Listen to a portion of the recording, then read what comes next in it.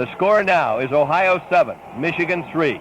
Michigan, in 10 games this year, has never been behind going into the fourth quarter in any ball game that they have played in 1971.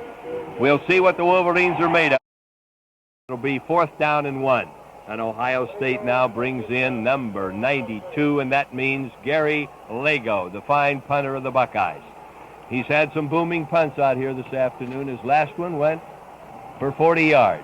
He had one shank punt for 17 yards that Michigan could do nothing about. There is a snap back to the 26-yard line, and he punts the ball. A high, long one, not too deep. A fair catch by Bruce Elliott at the 28-yard line. 1st and 10 for the Maize and Blue. Well, they're 20 yards further downfield than they were the last time they started their drive.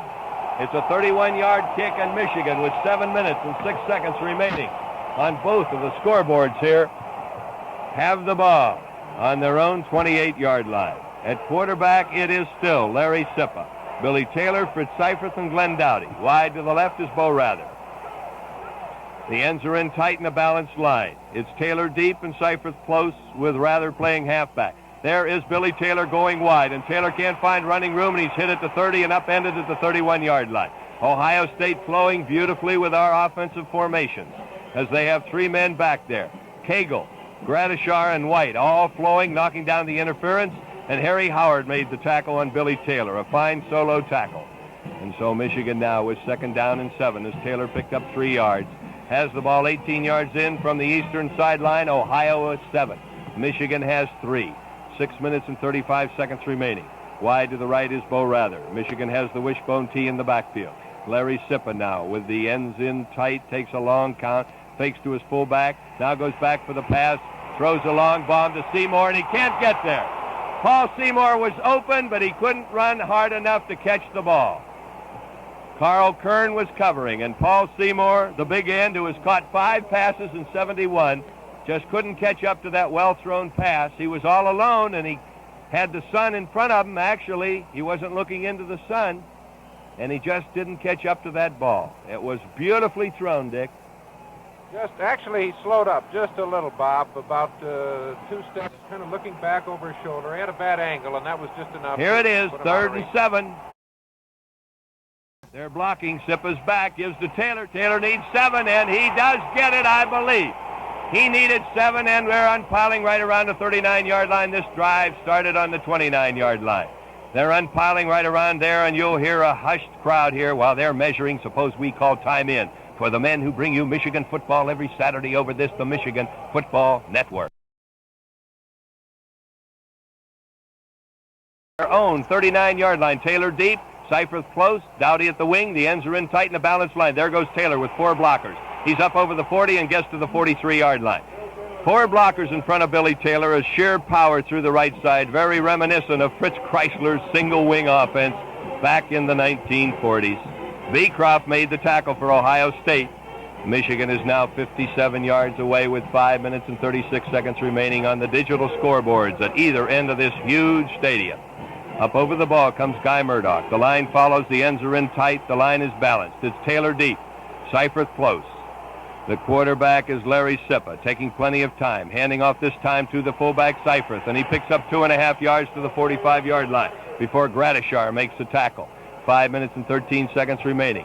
Ohio State 7, Michigan 3.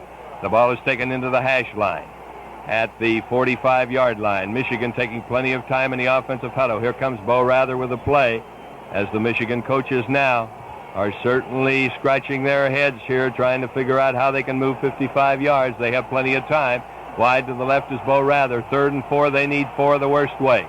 Sippa is back. A rollout, a fake. And Sippa is going to throw downfield. And it's caught by Rather at the 35, and he's out of bounds at the 34-yard line. That was a clutch 3rd down play by Larry Sippa, and he was open. He being Bo Rather down in the 35. Larry Sippa throwing right-handed but running to his left. Cocked his arm and threw the pass. It was caught by Bo Rather, who was thrown out of bounds by Dick Seifert. And Michigan has the ball on the Buckeye 33-yard line with 4 minutes and 41 seconds remaining. And tension has never been higher. Not since 1939 has any ball game between Michigan and Ohio State been so close. Wide to the right is Bo Rather. The ends are in tight. Wishbone Y in the backfield. Sippa keeps the ball. He keeps it now, and he's down to the 30, and he's hit right there at the 30-yard line, going out of bounds to stop the clock.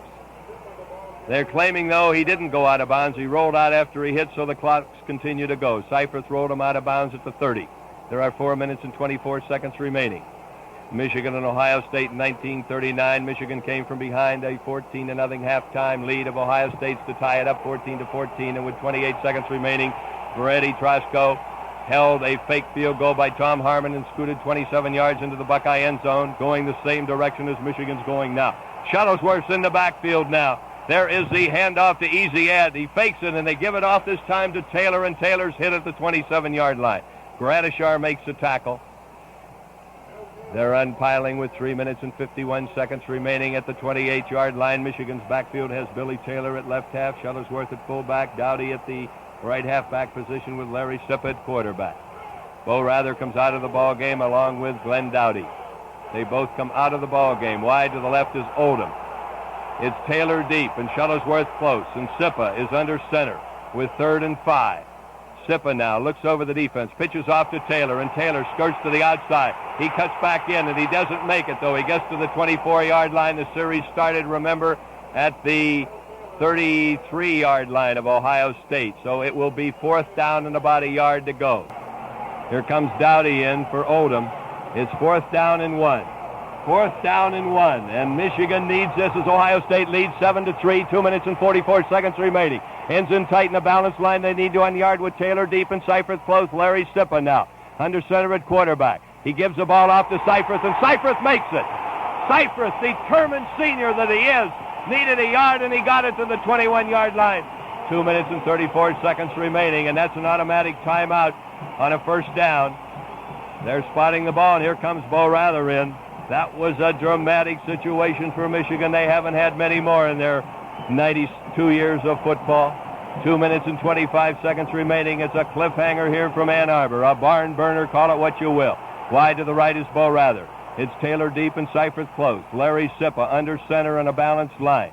Sippa rolls out to the right, pitches off to Taylor, and Taylor's to the 20, down to the 15, down to the 10, 5, 4, 3, 2, 1. Touchdown, Billy Taylor! Touchdown, Billy Taylor! Billy Taylor scored a touchdown from 21 yards out.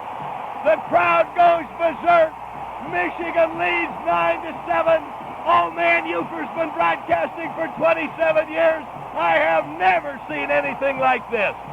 32 years ago in 1939, Ohio State led Michigan, and the Wolverines came back in the last 27 seconds to beat Ohio State 21-14, and 32 years later, Michigan trailing with 2 minutes remaining, 7-3, come back upfield, and they marched 80 yards, and they have gone into the Buckeye end zone for the first time this afternoon, and believe me, my eyes, I'm an old man. I've got maize and blue spots right in front of me right now. Tom Slade is kneeling.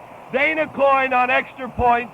He has 53 out of 53 on the season. There it is, and it is good.